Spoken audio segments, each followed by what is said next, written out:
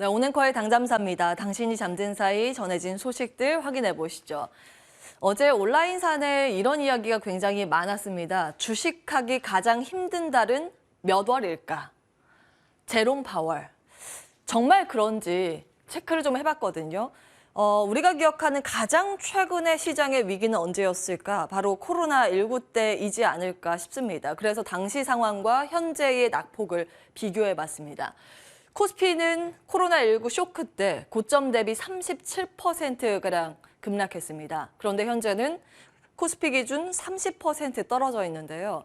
여기에 환율을 다시 계산해서 살펴봤더니 고점 대비 44% 급락이라는 계산이 나옵니다. 외국인이 바라보는 우리 시장은 코로나19 때보다 더 심하게 폭격을 맞고 있다는 겁니다. 종목별로 봤을 때 확실히 지수 기여도가 높은 두 종목의 낙폭이요 더 심한데요. 환율을 제외하고 보더라도 낙폭이 그 당시보다 심합니다. 삼성전자와 SK하이닉스는 각각 30%, 40% 가까운 낙폭을 나타냈었는데 현재는 40% 넘기고 있는 하락률을 그려가고 있습니다.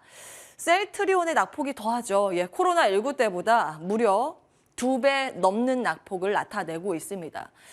컴투스, 게임주, 그리고 통신 장비 이런 종목들도 코로나19 쇼크 당시보다 훨씬 더 깊은 하락의 골을 그려가고 있습니다. 그나마 좀 선방하고 있는 쪽이 무엇인가를 찾아봤는데 자동차 정도, 자동차 부품 포함해서입니다. 현대차의 낙폭이 그나마 코로나 때보다 덜한 모습이고요. 그리고 시장에 최근 가장 강하게 버티고 있는 쪽을 찾아봤더니 엔터였습니다. JYP 엔터는 코로나19 때 45% 급락했는데 현재는 9% 하락. 이건 뭐 거의 하락하지 않고 있다고 봐도 무가방할 정도의 그런 흐름입니다.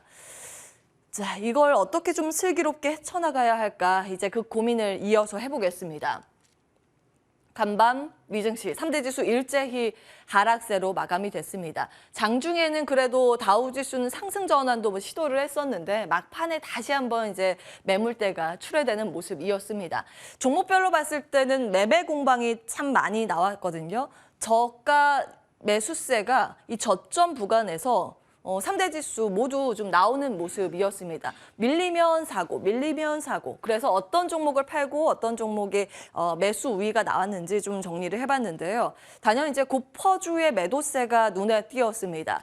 제로금리 시대에 큰 성장의 기대감을 안고 시장의 주연이 됐었던 그런 종목들이죠.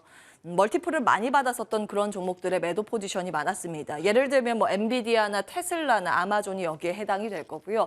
반면에 성장세는 고퍼주만큼 크진 않지만 따박따박 성장, 안정적인 성장을 가지고 가고 있는 쪽은 오히려 매수세가 유입됐습니다. 예를 들면 구글과 마이크로소프트와 대표적으로 애플이 되겠죠. 애플은 주가는 하락했지만 그 매수세가 상당히 많이 유입됐다는 점도 간밤 하나의 특징이었습니다. 테슬라는 개별 이슈가 있었습니다. 대규모 리콜 소식 미국 쪽에서 나왔는데요. 창문 올릴 때 손가락에 낄 위험이 있다고 합니다. 이제 창문 안전 리스크가 있다고 해서 이제 리콜을 결정했는데 개별 이슈로 볼 법도 하지만 이 영향 때문에 전기차, 이제 자동차 같이 좀 밀린 부분은 아쉽긴 했습니다. 자, 시장에 영향을 미친 부분은 크게 이 경기에 대한 문제였는데요. 어제 말씀드린 것처럼 이제 시선은 물가에서 경기 침체 우려로 이동을 하고 있습니다. 사실 어제 파월 의장이 이야기한 것도 그거죠. 지금 경기가 망가지더라도 경기 신경 안 쓰고 우리는 금리 계속 올릴 것이다. 결국 앞으로 경기 침체가 더 세게 오겠구나 이렇게 해석을 할 여지가 남아있는 거죠. 근데 이날 8월에 경기 선행지수가 발표됐습니다. 경기 선행지수라고 하면 선행지표죠. 이후에 이 데이터가 실질 경기에 반영이 될 가능성이 농후하다. 뭐 이런 지표입니다. 그런데 이게 6개월째 연속 둔화세를 나타냈습니다. 이 경기 선행지수 나와 있는데요. 빨간색이 이제 마이너스죠. 최근 8개 달로 봤을 때 딱 한 달 오르고 7개 달이 계속 둔화세를 나타내고 있다는 점도 우려 포인트입니다. 예, 속보가 나오고 있는데요. 26일부터 실외 마스크 착용 의무 전면 해제 결정 소식입니다. 어제부터 오늘 정도 발표될 거라고 이야기는 돌았는데 리오프닝 관련주가 반응이 있을지도 오늘 하나의 관전 포인트가 되겠네요. 다시 볼로도록 하겠습니다. 자, 간밤 환율에 이제 관심도가 굉장히 높았죠. 일본은행의 통화정책회의 그 결과 어제 큰 주목을 받았습니다. 크게 두 가지 포인트를 볼 수 있는데요. 한 가지는 환율에 개입을 하겠다라는 내용, 또 한 가지는 완화 정책 계속 가지고 가겠다입니다. 먼저 발표된 내용은 완화 정책 당분간 계속 가지고 간다. 통화 완화 기조, 아베노믹스죠.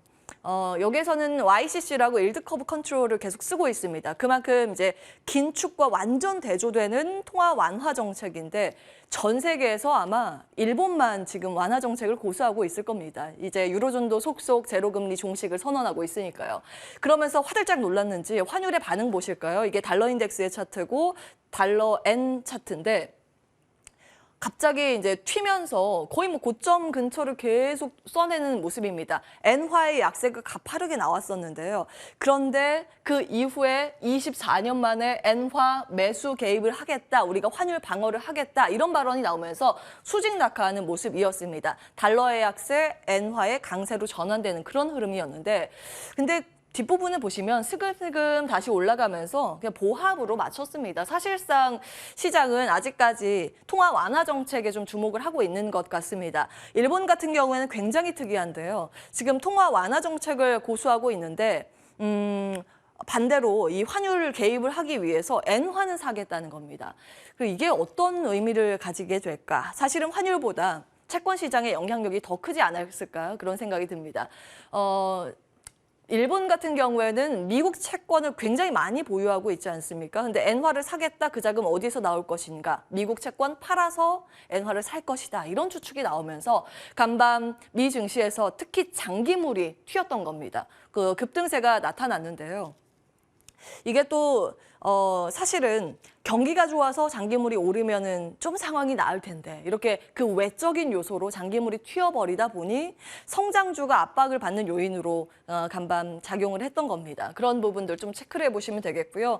계속해서 이제 채권 시장이 경착륙의 목소리를 높여가고 있다는 점 체크해드리고 있습니다. 이거는 사실 4월 달부터 당잠사를 통해서 지금 장단기 금리 역전을 눈앞에 두고 있기 때문에 어쩌면 경기 침체에 대해서 우리가 대비를 해야 할지도 모른다라는 부분 계속 짚어드리고 있는데요. 거의 이제 시장에서는 이 컨센서스가 맞춰주고 있습니다. 불황에 투자하는 방법에 대한 고민이 필요해 보입니다. 그런 관점에서 3월부터 이제 인플레이션 시대의 투자 대안을 좀 체크해드리고 있죠. 간밤 미증시에서 신고가가 나왔던 쪽이 바로 방산과 음식료였습니다. 어제도 체크해드렸는데요. 그 안에서 있었던 종목들이 추가적으로 상승을 했습니다. 제너럴 미즈 같은 경우는 예상보다 웃도는 실적을 발표하자 어제 말씀드렸습니다만 5% 급등하면서 신고가를 경신했는데 오늘 추가적으로 1% 상승세를 시현하면서 역사적 신고가를 갈아치우고 있는 상황입니다. 이 난리통이 정말 대단하죠.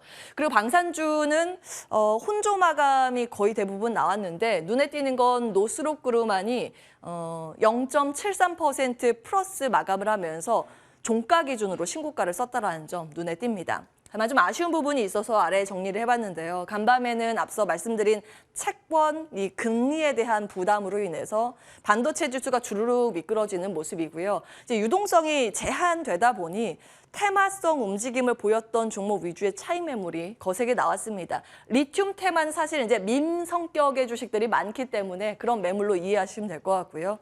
태양광과 우라늄, 2차 전지 이런 신재생 에너지 섹터의 하방 압력이 거세게 나타났습니다. 자, 이제 국내 이슈로 넘어가겠습니다. 현실화된 포스코플레이션에서 이제는 이 확장된 개념 스틸플레이션 우려로 넘어가고 있습니다. 포항제철소의 이제 가동 차질 소식으로 인해서 물론 가동은 되고 있습니다만 완제품에 불순물이 섞여 나온다고 해서 완전히 완제품이 정상적으로 나오기까지는 시간이 걸린다는 소식. 지난번에 말씀을 드렸는데요. 일명 포스코플레이션입니다. 포스코에서 나온 철강이 제대로 수급이 되지 않기 때문에 철강 가격이 오를 가능성. 그런데 이제는 현대제철 쪽에서도 이야기가 더해지면서 스틸플레이션 전방위적으로 좀 확산되는 그런 분위기입니다. 임단협 교섭 불참 소식이 새벽에 좀 추가됐고요. 노조 파업 가능성이 올라가고 있습니다. 그러면서 어제 시간 외 거래에서는 중소형 철강 기업들의 주가 반응이 있습니다. 다만 이제 말씀드린 것처럼 이 안에서 우리가 고민해야 되는 포인트가 굉장히 많습니다. 이런 것들은 이제 수급의 방향성에 따라서 이제 움직이기 때문에 빠른 대응 전략이 필요해 보이고요. 이제 철강 가격이 올라가다 보면 전방산업, 자동차, 조선, 건설, 방산 이런 거에 대한 원가 부담이 있기 때문에 그 점도 어떻게 시장이 해석할지 여부도 관전 포인트가 앞으로는 길게 될 겁니다. 자, 광물의 시대 자원 확보 전쟁 중 과거에 좀 체크해드린 바가 있는데 오늘 좀 주목받을 이슈입니다. 윤 대통령이 유엔 총회 등의 미국의 일정을 마치고 지금 캐나다로 출발을 했는데 광물 공급망 협의가 이곳에서 나올 가능성이 굉장히 크게 나오고 있습니다. 전국 경제인 연합회에서 제시하고 있는 5가지 유망 협력 분야. 우리나라에서 이 정도 협력을 할 것으로 이제 예상이 되는 내용입니다. 메이플이라고 해서 앞글자 MAPLE를 따서 이제 여러 가지 포인트를 이제 전경련에서 제시를 했는데요.